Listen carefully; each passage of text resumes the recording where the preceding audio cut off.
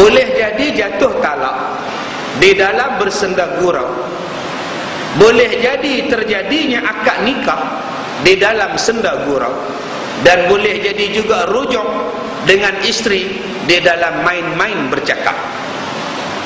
Cerai boleh terjadi dengan main-main, nikah boleh terjadi nikah dengan main-main, rujuk juga boleh terjadi rujuk dengan main-main.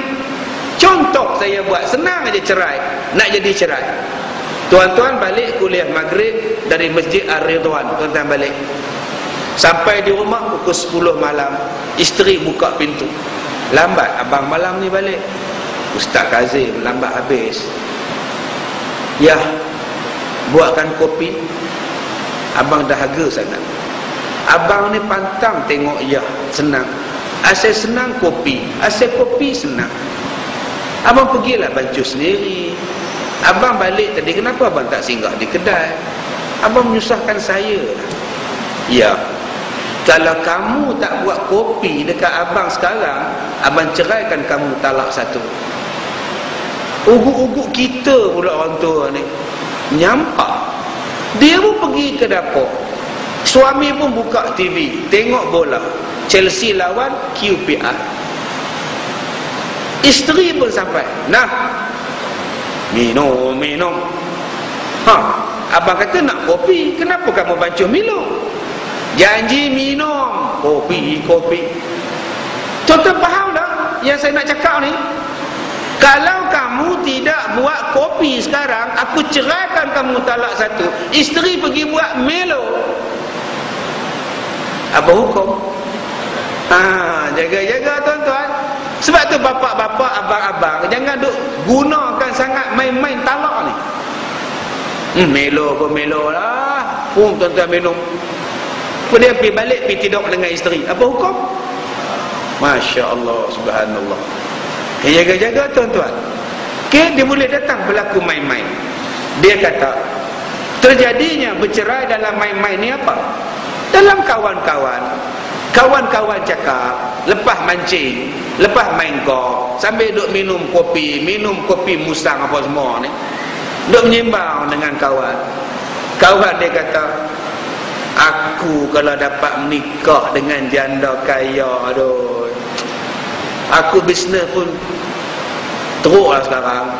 Kawan dia kata, apa susah mak, kamu cari perempuan kaya, cari janda pun tak apa, ambil yang kaya, selesai masalah. Kamu tengok bini dia ni kaya, bila isteri dia kaya, tengok sahabat kita ni pun kaya, gelak, sambil duk minum lepas main golf. Kawan tadi ni yang isteri dia kaya, dia kata apa? Lah ni macam ni ya, hampa nak bini kaya senang, aku cerai bini aku, hampa ambil kaya, nampak?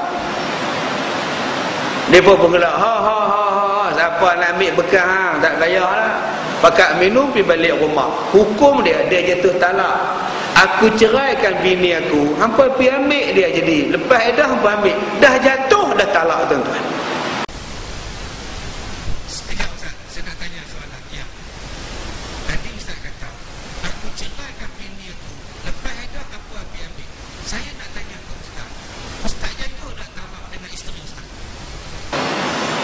Pasal apa jatuh saya pula? Ustaz sebut tadi, aku ceraikan bini aku. Bukankah Ustaz ada isteri? Kalaulah saya tak sebut macam itu, tuan-tuan nak faham lagu mana? Kena faham, sekarang ni saya mengajar.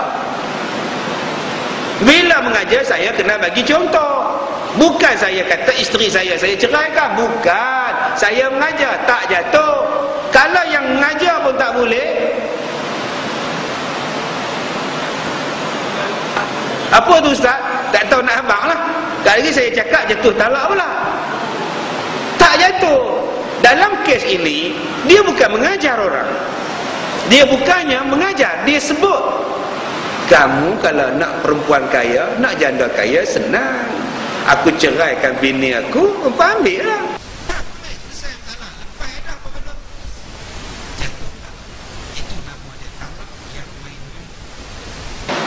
Jatuh talaknya.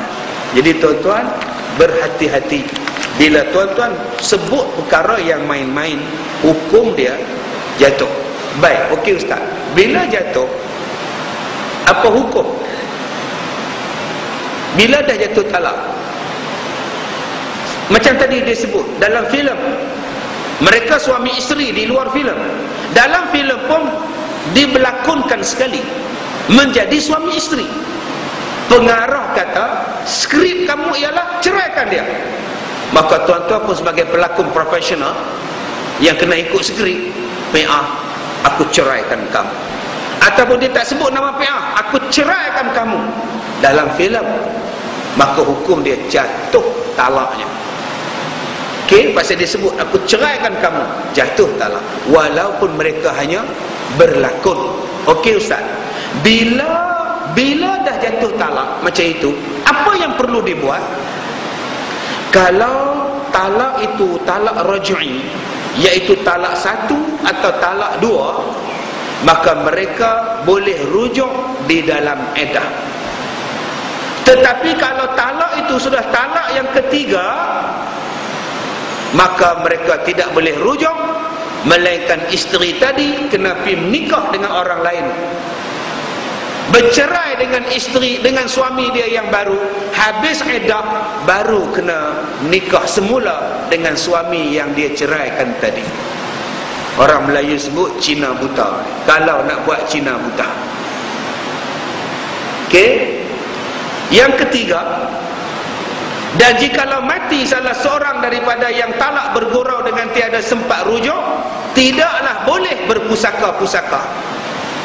Saya ulang balik, ni penting ni tuan-tuan. Mereka main-main. Okey, mereka main-main. Mat, isteri kamu ke mana, Mat? Aku dah 2 hari tak nampak isteri kamu. Lah, kamu tak tahu ke, Din? Aku dah ceraikan dia. Ha? Kamu ceraikan bini kamu, Mat? Apa salah dia? Tak adalah, saja aku bergurau. Sebenarnya isteri aku balik kampung, mak dia sakit. Oh, rasa nak luruh jantung aku. Ingatkan kamu berdua dah bercerai. Tak adalah, aku sayang kat dia. Buat apa aku cerai? Dia balik kampung, mak dia sakit. Sebenarnya talak dah jatuh. Lepas suami tu jumpa dengan kawan tadi, suami pun naik motor nak balik ke rumah, kereta langgar suami dia, pam, mati tergolek di situ. Isteri pun dapat tahu, isteri pun balik Kuala Lumpur. Abang menangis sebab suami dia meninggal aksiden. Isteri tadi tidak berhak mendapat harta pusaka sebenarnya, sebab mereka belum rujuk sebagai suami isteri. Tuan-tuan ingat main-main ke benda ni? Tapi ustaz, macam mana nak tahu ustaz? Saya duduk di Kedah ustaz, saya tak tahu yang suami ceraikan saya main-main. Adakah saya salah? Tetap kamu tak dapat, kamu makan harta yang tak betul. Siapa yang berdosa di sini? Kawan dia, Mak tu yang kena bagi tahu. Mak itu kena bagi tahu. Kak PA, sebelum arwah mati aksiden, dia ada menyembang dengan saya. Dia kata dia bergurau-gurau, dia ceraikan Kak PA. Saya ingatkan betul bercerainya, rupanya dia main-main. Kak PA balik jaga mak Kak PA. Balik daripada itulah dia aksiden. Sebenarnya Kak PA dah jatuh talak antara arwah dengan Kak PA. Kak PA tak layak mendapat pusaka. Subhanallah tuan-tuan, bukan main-main ni benda. Sebab tu jangan tuan-tuan suka-suka aja sebut. Hai Mat, happy nampak? Biasa orang bujang. Hai, isteri hang mana? Balik kampung. Dia habiskan pantang di kampung. Aku ni macam orang bujang lah. Ha, jaga-jaga tuan-tuan. Macam orang bujang tu kena tanya balik, apa maksud hang? Dia jatuh kepada lafaz kinayah, kena jaga balik. Apa maksud kamu yang kata kamu ni bujang? Orang laki-laki suka cakap bila dia mengorak satu perempuan, Assalamualaikum, Waalaikumsalam. Seorang ke? Awak buta ke? Saya seorang. Tanya-tanya. Boleh berjalan sekali. Kalau tak malu, apa salahnya? Jalanlah pergi makan KFC. Perempuan tertanya dekat laki-laki ni. Saya tanya sikit boleh? Tanya banyak pun tak apa, tak bayar. Nak tanya sikit je, awak dah kahwin ke belum? Awak ada isteri ke belum? Saya tak pernah kahwin. Okey, you tengok muka I macam muka orang kahwin ke? You tengok perut I, ada borot? Jenis pandai duk ayat ni tuan-tuan. I tak pernah kahwin lah, padahal dia ada isteri. Aku tak pernah kahwin lah, aku maksud kamu cakap macam itu? Aku bujang lah, aku belum pernah, aku tak kahwin lagi lah. Nampak? Yang ni dipanggil lafaz kinayah. Kena tanya dia betul-betul. Apa maksud kamu? Kamu belum pernah kahwin lagi. Maksud saya belum pernah kahwin lagi satu. Tak apa. Yang tu tak jatuh talak. Sebab niat dia ialah lagi seorang. Masya Allah tuan-tuan. Yang ni yang banyak orang kahwin tapi tak belajar hukum. Kahwin tapi tak belajar hukum. Dia main senang je cakap cerai. Walaupun dia main-main, dia boleh membawa kepada perceraian. Dan apabila mereka tinggal bersama-sama dengan tiada dirujuk atau dengan tiada dicina buta dan dikatakan tak apa-apa talak tadi, maka mereka dalam bersenda gurau, kalau beranak maka jadilah anak itu anak zina. Kalaulah mereka tak rujuk, padahal talak dah jatuh, anak yang lahir itu ialah anak zina.